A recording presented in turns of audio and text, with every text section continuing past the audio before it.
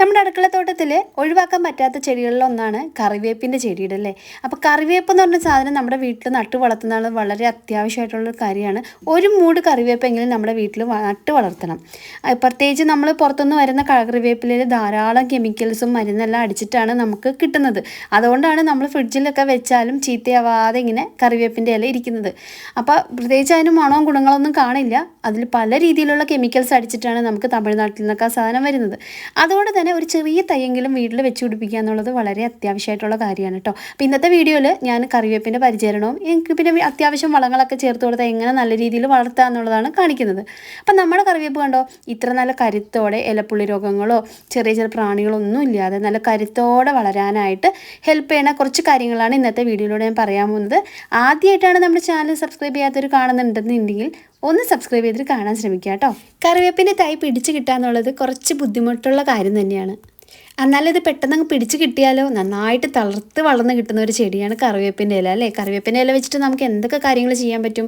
നമ്മൾ കറികൾക്കാണെങ്കിലും അതുപോലെ തന്നെ ഹെയർ കെയർ ചെയ്യാനും സ്കിൻ കെയർ ചെയ്യാനും പല രീതിയിൽ കുറേ ഔഷധ ഗുണങ്ങളുള്ളതാണ് കറിവേപ്പിൻ്റെ ചെടിയിലെ. അതുപോലെ നമ്മുടെ വാസ്തുശാസ്ത്രപരമായിട്ട് നമ്മുടെ വീട്ടിൽ ഈ കറിവേപ്പിൻ്റെ ചെടി നട്ടു വളർത്തുന്നതും അത്രയേറെ നല്ലതാണ്. നമ്മുടെ കറിവേപ്പിൻ്റെ ചെടി നടുന്ന സമയത്ത് നമുക്ക് വിത്തുകളായിട്ടും അതുപോലെ വേരിൽ നിന്ന് പൊട്ടുന്ന തൈകളായിട്ടൊക്കെ നടാൻ പറ്റും അല്ലേ. അപ്പോൾ നമ്മളൊരു ചെടി മേടിക്കുന്ന സമയത്ത് ആദ്യം ചോദിക്കേണ്ട കാര്യം ഇത് വിത്തിൽ നിന്ന് മുളച്ച തൈയാണോ അതോ വേരിൽ നിന്ന് മുളച്ച തൈയാണോ എന്ന് നോക്കുക. നമുക്ക് നഴ്സറിയിലൊക്കെ നല്ല രീതിയിലുള്ള തൈകളൊക്കെ മേടിക്കാൻ പറ്റും. അപ്പോൾ അതുപോലെ കുറച്ച് കുരുവിൽ നിന്ന് മുളച്ച തൈയാണെങ്കിൽ കുറച്ചും കൂടി നന്നായിട്ട് വളരുമെന്നാണ് പറയുന്നത്. അതല്ല നിങ്ങളുടെ വീട്ടിൽ വേരിൽ നിന്ന് മുളച്ച തൈകളാണെങ്കിൽ വേര് പൊട്ടാത്ത രീതിയിൽ നമുക്കത് പൊടിച്ചെടുത്തിട്ട് നമുക്ക് നല്ല രീതിയിൽ വളങ്ങളൊക്കെ ചേർത്ത് കൊടുത്തിട്ട് നമുക്ക് നല്ല രീതിയിൽ ചെടിച്ചട്ടിയിലോ ഗ്രോ ബാഗിലൊക്കെ നമുക്കിത് വെച്ച് പിടിപ്പിക്കാൻ പറ്റും. അങ്ങനെ നടുന്ന സമയത്ത് നമുക്ക് വേപ്പിൻ പിണ്ണാക്ക് അതുപോലെ കമ്പോസ്റ്റ് എല്ലുപൊടിയൊക്കെ ചേർത്തിട്ട് ഉണക്ക ചാണകപ്പൊടിയൊക്കെ ചേർത്തിട്ട് നല്ലൊരു പോട്ട് മിക്സിൽ നമ്മുടെ ഈ വേരിൽ പൊട്ടുന്ന തൈകൾ നമുക്ക് പൊടിപ്പിച്ചെടുക്കാൻ പറ്റും. പിന്നെ അടുത്തൊരു കാര്യം ചെയ്യേണ്ടത്, ഇതുപോലെ നമ്മൾ പൂക്കളൊക്കെ വരുന്ന വഴിക്ക് ഒരിക്കലും ചെടിയിൽ ഇങ്ങനെ വെച്ച് പിടിപ്പിക്കരുത്. പൂക്കൾ അത് കൈയോടെ തന്നെ നമ്മൾ നുള്ളിക്കളഞ്ഞിരിക്കണം. കാരണം ചെറിയ ചെടിയിൽ ഒരു 2 വർഷം ഒക്കെ പ്രായമുള്ള ചെടികളാണ് ഇങ്ങനെ പൂക്കൾ പെട്ടെന്ന് വരുന്നതെങ്കിൽ ഉറപ്പായിട്ടും കളയണം. അല്ലെങ്കിൽ അതിൻ്റെ തളർപ്പ് നുള്ളിക്കളഞ്ഞില്ലെങ്കിൽ ചെടി മുരടിച്ച് പോകും. അതായത് അധികം പൊക്കം വയ്ക്കാതെ നല്ല ബുഷിയായിട്ട് വളരണമെന്നുണ്ടെങ്കിൽ ഇങ്ങനെ പൂക്കൾ വരുന്ന സമയത്ത് തന്നെ നിങ്ങളിത് തളർപ്പ് നുള്ളിക്കളയേണ്ടതാണ്. ഇത് കൂടുതൽ വെച്ചുകൊണ്ടിരുന്ന ആ ചെടിയുടെ വളർച്ച അങ്ങോട്ട് മുരടിക്കും. അതുകൊണ്ട് തന്നെ അധികം ഇത് വലിയ ചെടികളാണ്, വലിയ മരമൊക്കെ ആണെന്നുണ്ടെങ്കിൽ ഇതുപോലെ പൂക്കൾ വെച്ചോ കുഴപ്പമില്ല. കാരണം നമുക്കതിനകത്ത് കായ വീണ് ആ കായയിൽ നിന്ന് നമുക്ക് വിത്തുകളാക്കി നല്ല നല്ല തൈകളാക്കി എടുക്കാൻ പറ്റും. പക്ഷെ ഒരിക്കലും ചെറിയ അധികം പൊക്കവും ഇല്ല എന്നാൽ അത്യാവശ്യം നല്ല ഇലകളൊക്കെ ആയിട്ട് നല്ല ബുഷിയായിട്ട് നിൽക്കുന്ന ചെടിയാണെങ്കിൽ ഒരിക്കലും പൂവിടാൻ സമ്മതിക്കരുത്. പൂവ് ഉണ്ടാവുന്ന പൂക്കൾ ഇതുപോലെ നുള്ളിക്കളയണം.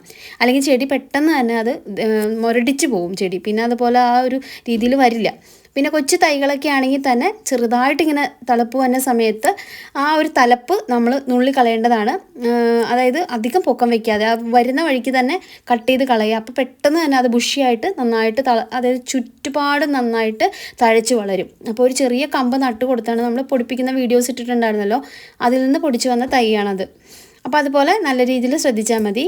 നമ്മൾ കറിവേപ്പ് നടുന്ന സമയത്ത് ഒരിക്കലും ഒഴിവാക്കാൻ പറ്റാത്തൊരു സാധനം എല്ലുപൊടിയാണ്. എല്ലുപൊടിയൊക്കെ ഇട്ട് കൊടുക്കുന്നതനുസരിച്ച് ചെടി നല്ല രീതിയിൽ കരുത്തോടെ വളരാനും ഇലകൾക്ക് നല്ല മണം കിട്ടാനും നല്ല കട്ടിയായിട്ട് ഇലകൾ നിൽക്കാനൊക്കെ ഹെൽപ്പ് ചെയ്യുന്ന എല്ലുപൊടി. അപ്പോൾ നമ്മൾ താഴെ നിടുന്ന സമയത്ത് നമ്മുടെ എല്ലുപൊടി അതുപോലെ വേപ്പിൻ പിണ്ണാക്കൊക്കെ നന്നായിട്ട് ചേർത്ത് കൊടുക്കുക. പിന്നെ ആഴ്ചയിൽ ഒരു വട്ടം നമ്മൾ 1 സ്പൂൺ എല്ലുപൊടി ഇടയ്ക്കിടയ്ക്ക് പൊടിച്ചിട്ട് കൊടുക്കുക. ഇടയ്ക്ക് 1 സ്പൂണിൽ മുട്ടത്തോടും ഈ എല്ലുപൊടിയും കൂടി മിക്സ് ചെയ്തിട്ട് ഇടയ്ക്കിടയ്ക്ക് ചോട്ടിലിട്ട് കൊടുക്കണം, നല്ലതാണ്. അടുത്തതായിട്ട് നമുക്കിതിന് നന്നായിട്ട് വളരാനായിട്ട് ഹെൽപ്പ് ചെയ്യുന്നൊരു വളം കാണിച്ചു തരാം. കുറച്ച് കഞ്ഞിവെള്ളം എടുക്കുക. ഒരു 1 ലിറ്റർ കഞ്ഞിവെള്ളം എടുത്തതിന് ശേഷം ഒരു പീസ് നാരങ്ങാമുറി, 1-2 കഷ്ണം നാരങ്ങാമുറി, അതുപോലെ കുറച്ച് വെളുത്തുള്ളിയും കൂടി ചതച്ചിടുക. ഇത് നമ്മുടെ ചെടി നല്ല രീതിയിൽ വളരാനും ചെടിയിൽ ചെറിയ ചെറിയ പുഴുക്കൾ ഇലപ്പുള്ളി രോഗങ്ങൾ അങ്ങനെ എന്ത് പ്രശ്നം ഉണ്ടെങ്കിലും ഈ ഒരു വെള്ളം ഒഴിച്ചു കൊടുത്താൽ മതി. ഈ ഫെർട്ടിലൈസർ നല്ലതാണ് ചെടിക്ക്. നല്ല രീതിയിൽ നാരങ്ങ ഉണ്ടെങ്കിൽ പിഴിഞ്ഞു കൊടുക്കുക കേട്ടോ. എന്നിട്ട് നന്നായിട്ട് ഒരു ദിവസം 2 ദിവസം ഇതൊന്ന് അടച്ച് സൂക്ഷിച്ച് വെക്കുക. അതിനുശേഷം കുറച്ച് ഇരട്ടി വെള്ളം ചേർത്തിട്ട് നമ്മുടെ കറിവേപ്പിൻ്റെ ഇലയുടെ ചോട്ടിൽ തുടത്തിൽ നമ്മൾ ചെടിച്ചട്ടിയിൽ മാറ്റി വെച്ച ചെടിയിലൊക്കെ നല്ല രീതിയിൽ തളിച്ചു കൊടുക്കുക. ഇലകളിലൊക്കെ സ്പ്രേ ചെയ്ത് കൊടുക്കുക. അപ്പോൾ ഇത് ഒഴിച്ചു കൊടുക്കേണ്ട ഒരു സമയം വൈകുന്നേരം സമയങ്ങളിലാണ്. ഇങ്ങനെയുള്ള ഫെർട്ടിലൈസർ നമ്മൾ കറിവേപ്പിനൊക്കെ ഒഴിച്ചു കൊടുക്കുമ്പോൾ ഒരിക്കലും രാവിലെയോ അല്ലെങ്കിൽ നട്ടുച്ചയ്ക്കൊന്നും ഇങ്ങനെയുള്ള വളങ്ങളൊന്നും ചെയ്ത് കൊടുക്കരുത്. പിന്നെ അതുപോലെ തന്നെ ചാണകപ്പൊടി, ഉണക്ക ചാണകപ്പൊടി ഉണ്ടെങ്കിൽ ആഴ്ചയിൽ ഒരു ദിവസം ചെടിയുടെ ചോട്ടിൽ ഇട്ട് കൊടുക്കണം, നല്ലതാണ്. ഒരിക്കലും പച്ചച്ചാണകം ഇട്ട് കൊടുക്കരുത് കറിവേപ്പിന് പച്ചച്ചാണകം ഇട്ട് കൊടുത്തു കഴിഞ്ഞാൽ ആ കറിവേപ്പിൻ്റെ ഉള്ളിലേക്ക് ആ പച്ചച്ചാണകത്തിൽ നമ്മൾ പിന്നെ വെള്ളങ്ങളൊക്കെ ചേർക്കുമ്പോൾ അതിനകത്ത് പുഴുക്കൾ ഇലകളിലേക്ക് കയറി പിന്നെ ഈ ഇലകളിൽ ഇലപ്പുള്ളി രോഗങ്ങളും പുഴുക്കളും പ്രാണികളൊക്കെ വരും. അതുപോലെ പച്ചക്കറി വേസ്റ്റുകൾ വെറുതെ കൊണ്ടുവന്ന് ഒരിക്കലും ഇടരുത്.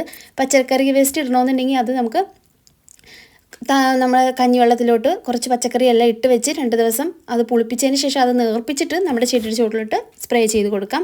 പിന്നെ ഇറച്ചിയുടെ വെള്ളം, ചിക്കൻ്റെ വെള്ളം, മീനിൻ്റെ വെള്ളമൊക്കെ കൊടുക്കുന്നവർക്ക് അത് നല്ല രീതിയിൽ വേസ്റ്റ് എല്ലാം കളഞ്ഞതിന് ശേഷം അത് നേർപ്പിച്ച് അതിൻ്റെ ബ്ലഡ് വെള്ളം നന്നായിട്ട് നേർപ്പിച്ചിട്ട് സ്പ്രേ ചെയ്ത് കൊടുക്കാം. ചെടിയുടെ ചുവട്ടിൽ ഒഴിച്ചു കൊടുക്കാം. നല്ല രീതിയിൽ സൂര്യപ്രകാശമൊക്കെ കിട്ടുകയാണെങ്കിൽ നല്ല രീതിയിൽ തഴച്ചു വളരും നമ്മുടെ കറിവേപ്പ്. ഇങ്ങനെ ചെയ്ത് കൊടുക്കുക. അതുപോലെ നമ്മുടെ ഇലകളിൽ എന്തെങ്കിലും പ്രശ്നങ്ങൾ അത് മുരടിച്ചൊക്കെ നിൽക്കണമെന്നുണ്ടെങ്കിൽ നമ്മുടെ ചാരം കുറച്ച് കഞ്ഞിവെള്ളത്തിൽ കലക്കിയിട്ട് സ്പ്രേ ചെയ്ത് കൊടുക്കാം. ചെടിയുടെ ചുവട്ടിലൊക്കെ ഒഴിച്ചു കൊടുക്കുന്നത് നല്ല രീതിയിൽ കറിവേപ്പ് വളരാനായിട്ട് ഹെൽപ്പ് ചെയ്യും. അപ്പോൾ ഇത്തരം കാര്യങ്ങൾ എല്ലാവരും ഒന്ന് ശ്രദ്ധിച്ച് നോക്കാം. പിന്നെ പല രീതിയിലുള്ള പ്രശ്നങ്ങൾ നമ്മുടെ കറിവേപ്പിന് വരുന്നുണ്ട്. പ്രത്യേകിച്ച് ഈ മഴക്കാലമൊക്കെ ആകുമ്പോൾ നമ്മൾ ഓവറായിട്ട് വളം കൊടുത്തു കഴിഞ്ഞാൽ ചെടി പെട്ടെന്ന് ചീത്തയായി പോകും. അപ്പോൾ മഴക്കാലം മാറിയതിന് ശേഷം ഇങ്ങനെയുള്ള വളങ്ങളൊന്ന് ചെയ്ത് നോക്കുക.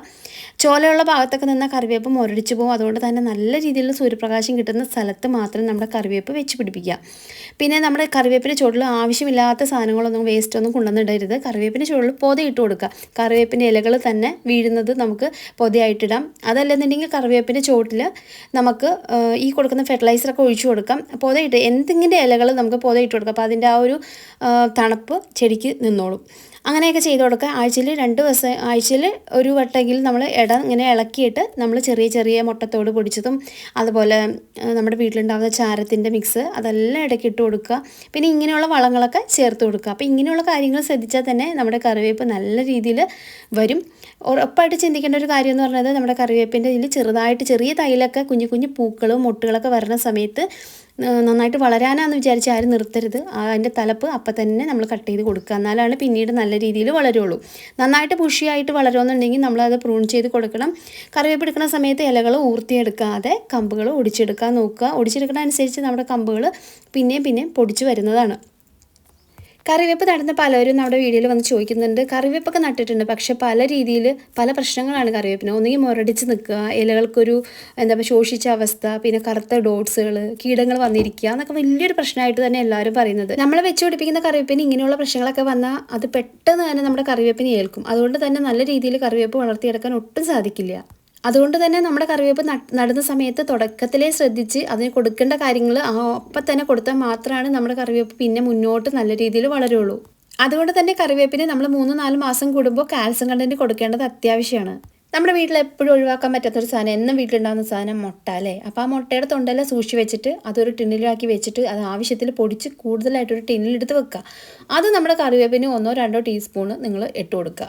2-3 മാസം കൂടുമ്പോൾ മാത്രം ഇട്ട് കൊടുത്താൽ മതി. അപ്പോൾ കാൽസ്യക്കുറവൊക്കെ ഉണ്ടെങ്കിൽ നമുക്ക് വളരെ ബുദ്ധിമുട്ടായിരിക്കും നമ്മുടെ കറിവേപ്പ് പിടിച്ച് കിട്ടാൻ. അങ്ങനെയുള്ള പ്രശ്നമുള്ളവർ കറിവേപ്പ് ഒരു 2 മാസം കൂടുമ്പോഴോ 3 മാസം കൂടുമ്പോഴോ അടി ഒന്ന് ഇളക്കിയതിന് ശേഷം നന്നായിട്ട് അടിഭാഗം ചോട് നന്നായിട്ട് ഇളക്കിയതിന് ശേഷം ഈ മുട്ടത്തൊണ്ട് പൊടിച്ചത് ഇട്ട് കൊടുക്കുക. കൂടെ കുറച്ച് എല്ലുപൊടിയും കൂട്ടി ഇടുകയാണെങ്കിൽ നല്ലതാണ്. അത് ഇട്ട് കൊടുത്തതിന് ശേഷം ചുറ്റുപാടും 2-3 ടീസ്പൂൺ നന്നായിട്ട് വേര് നമ്മൾ ഇങ്ങനെ മിക്സ് ചെയ്യുന്ന സമയത്ത് ഇളക്കുന്ന സമയത്ത് വേര് പൊട്ടാത്ത രീതിയിൽ വേണം ഇളക്കാനായിട്ട്. എന്നിട്ട് നല്ല രീതിയിൽ ഇട്ട് കൊടുത്തതിന് ശേഷം കുറച്ച് വെള്ളവും ഒഴിച്ചു കൊടുക്കുക കേട്ടോ. അപ്പോൾ വൈകുന്നേരങ്ങൾ ചെയ്യുന്നതാണ് ഏറ്റവും നല്ലത്. പിന്നെ അതുപോലെ ചെറിയ ചെറിയ കറിവേപ്പിൻ്റെ ചെടി നട്ട് പിടിപ്പിച്ചിട്ടുണ്ടെങ്കിൽ അതിൻ്റെ തലഭാഗം കട്ട് ചെയ്ത് കളയുക. അങ്ങനെ വരാണെങ്കിൽ നന്നായിട്ട് പിന്നെ തഴച്ചു വന്നോളും. അപ്പോൾ ഇങ്ങനെയുള്ള ഫെർട്ടിലൈസറൊക്കെ ചെയ്ത് നോക്കുക. ഇതുപോലെ കുറച്ച് കാര്യങ്ങളൊക്കെ ചെയ്താൽ നല്ല രീതിയിൽ നമ്മുടെ കറിവേപ്പ് വളർത്തിയെടുക്കാൻ പറ്റും. അപ്പോൾ കറിവേപ്പ് പിടിച്ച് കിട്ടുന്നില്ല എന്നുള്ള പ്രശ്നം ഉള്ളവർ ഇതൊന്ന് ചെയ്ത് കൊടുക്കുക കേട്ടോ. അപ്പോൾ ഇങ്ങനെ ചെയ്ത് കൊടുക്കുക. അപ്പോൾ ഇന്നത്തെ വീഡിയോ എല്ലാവർക്കും ഇഷ്ടപ്പെട്ടെന്ന് വിചാരിക്കുന്നു. ഇഷ്ടപ്പെട്ടെങ്കിൽ നമ്മുടെ ചാനൽ സബ്സ്ക്രൈബ് ചെയ്യാത്തവർ സബ്സ്ക്രൈബ് ചെയ്യുക കേട്ടോ. അപ്പോൾ നെക്സ്റ്റ് ടൈം നമുക്ക് പുതിയ വീഡിയോ കാണാം. അതുവരേക്കും നന്ദി, നമസ്കാരം.